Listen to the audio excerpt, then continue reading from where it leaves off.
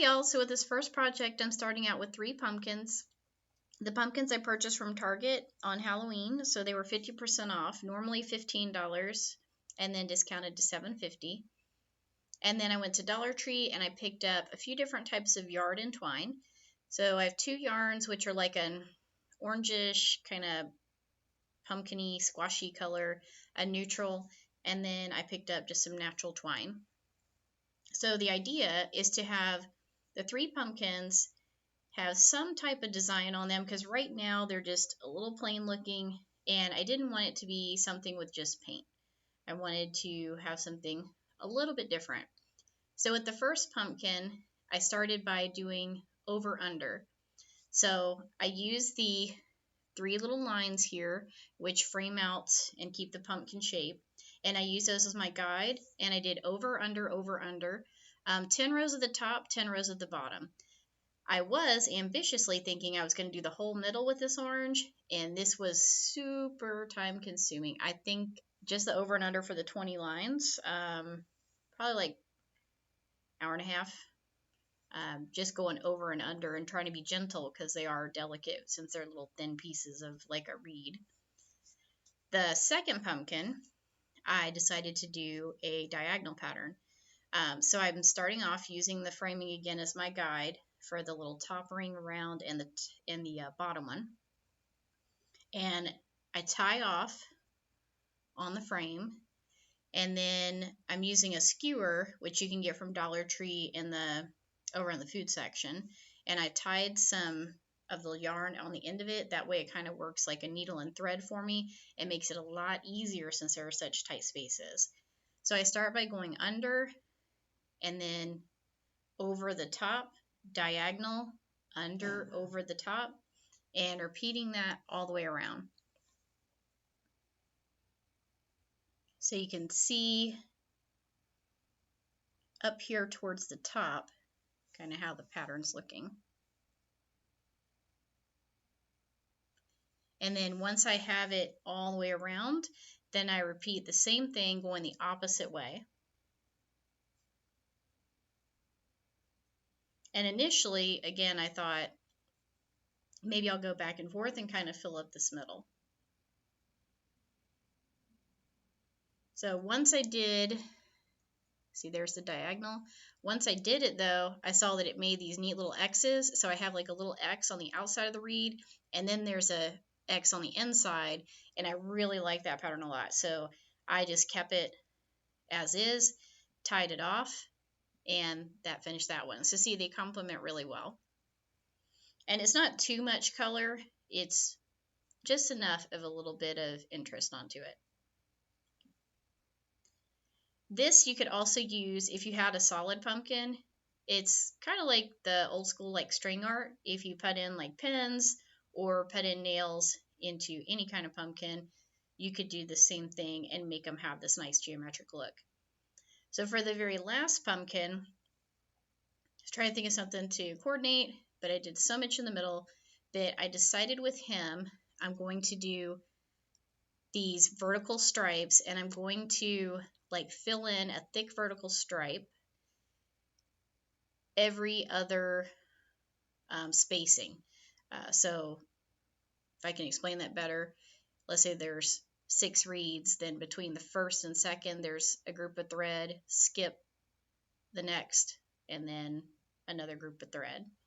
When I was doing this one, I found that 6 little threads across did perfect for the filling, and then I just tied it off, cut it, and that's how it turned out. So I think they all complement each other really well, and I think they have just enough of a difference to give them a little personality.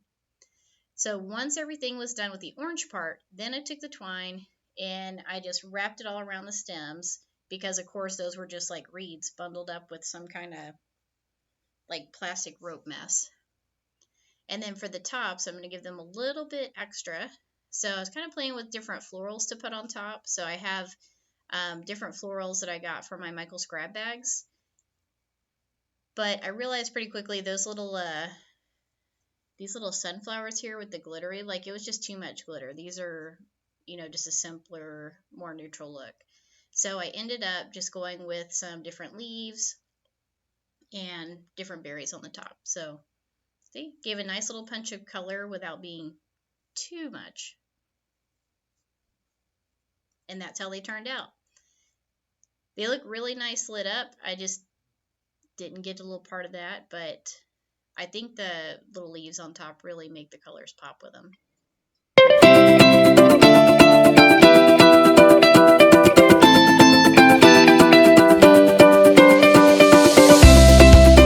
For our second project, we've got some of these cattail wreaths that I purchased just recently in all my Michael little grab bags or boxes, and they have cattails on them. I've got several, and that's me sweeping stuff away because those things leave little pieces of stuff everywhere.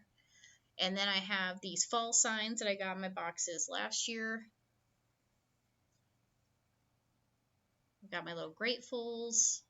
I've got like this fall market one, which is a heavier one that sits on its own, and the sweater weather. I've also got the sandwich board one that came in one of my boxes too, the apple orchard, and I think that I need to put some kind of bow or like something up on the top of that, but I haven't decided yet. But to start, I figured I could add one of these signs into the wreaths and then put a nice little bow on it. So there's all my bows from like Dollar Tree and Joann's, which Joann's, by the way, has really nice ribbon, and they usually have a really good sale on it when it's the end of the season. So I figured I would take this grateful sign and keep the wreath in the same configuration because it's already got a hanger. It's already got all these cute little cattails coming around. And then just put it offset to the left and add a bow.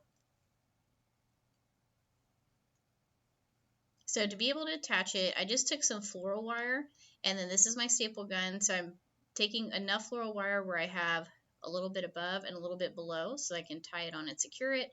And then I'm stapling that down. And then I just tie it and attach it through the cattails so that you don't see. And I left the one corner alone because it wasn't close enough to where you wouldn't really be able to hide the wire that was in it.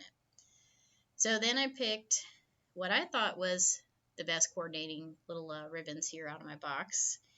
And that is my plaid that has the blue and the orange and the brown. And then this big burlap ribbon that I have. I didn't want to do anything too big, so I just kind of did what I call a lazy or messy bow. And that's where you pretty much just cut some little pieces of fabric. So you can see here I'm just bundling it up and checking my size. So everything looks pretty good size-wise.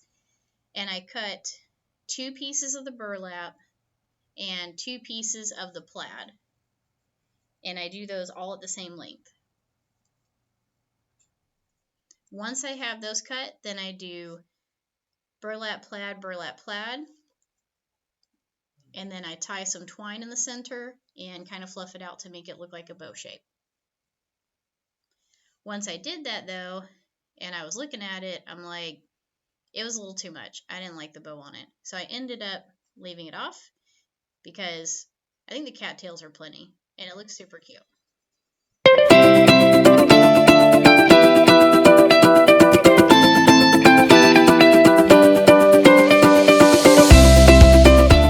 So the final little quick project is just a little makeover for this sweater weather sign. After all, I did have this bow that I made and didn't use, and its colors are perfect to go with this one. So in order to change it up, right now it's one of those wooden signs that just sits somewhere. So I drilled holes in the top.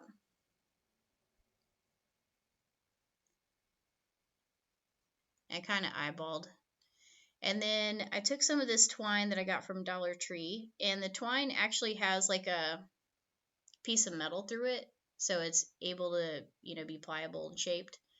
And then I tucked it under, stapled it, hammered my little staples down.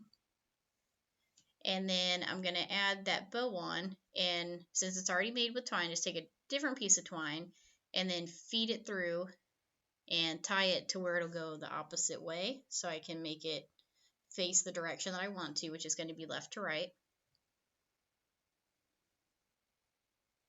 And I tie it on and just a little bit of touch now makes it to where it can either sit or you can hang it, and it's got this cute little bow to dress it up.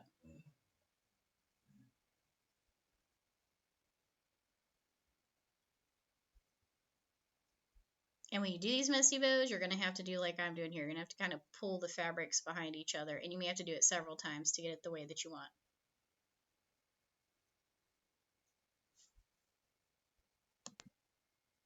So here's how she turned out, and I think this is a great way if you have some older decor and you want to give it a little bit more life. It's quick and easy. And remember, if I can do these, you can